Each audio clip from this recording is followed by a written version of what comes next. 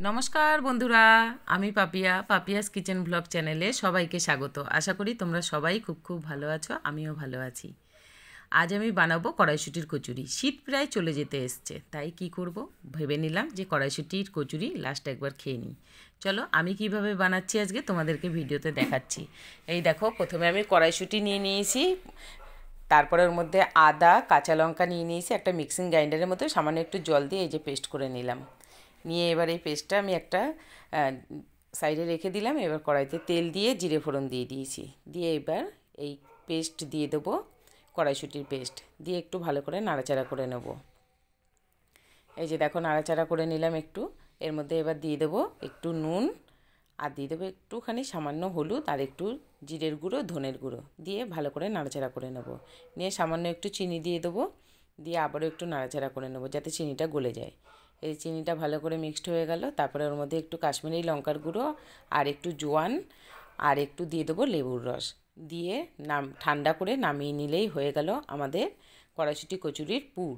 যে পুরটা আমরা ভেতরে ভরবো ময়দার ভেতরে, সেই পুরটা আমাদের তৈরি হয়ে গেল। এই যে ঠান্ডা হয়ে গেছে, আমি নামিয়ে নিয়েছি।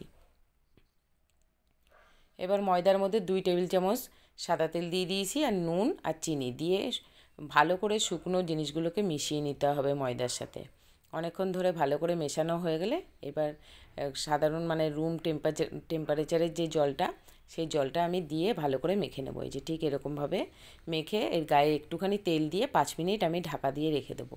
এই 5 মিনিট ঢাকা দিতে দিতে চলো আমি এবার পুরটা যে করে রেখে দিয়েছিলাম সেটা গোল গোল করে নিয়ে, যে গোল গোল করে নিয়েছি। এবার আমি ময়দার লেচিটা কেটে গোল গোল করে নেব।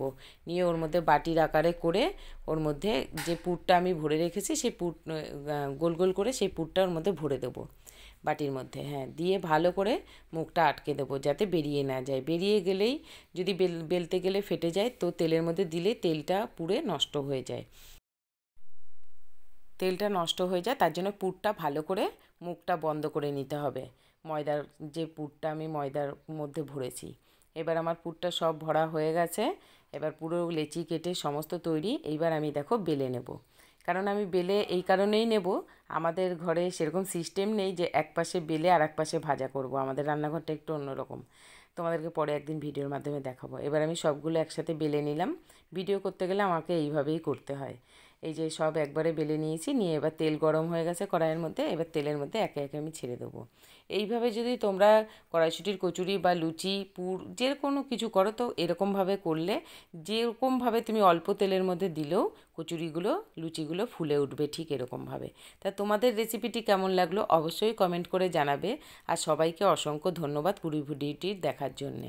যারা ফেসবুক থেকে দেখেছো তারা অবশ্যই আমার পেজটিকে ফলো করে দেবে, আর যারা ইউটিউব থেকে দেখেছো তারা অবশ্যই আমার ইউটিউব চ্যানেলটিকে সাবস্ক্রাইব করে পাশে থাকা বেল আইকনটা প্রেস করে দেবে। সবাইকে অসংখ্য ধন্যবাদ। টাটা।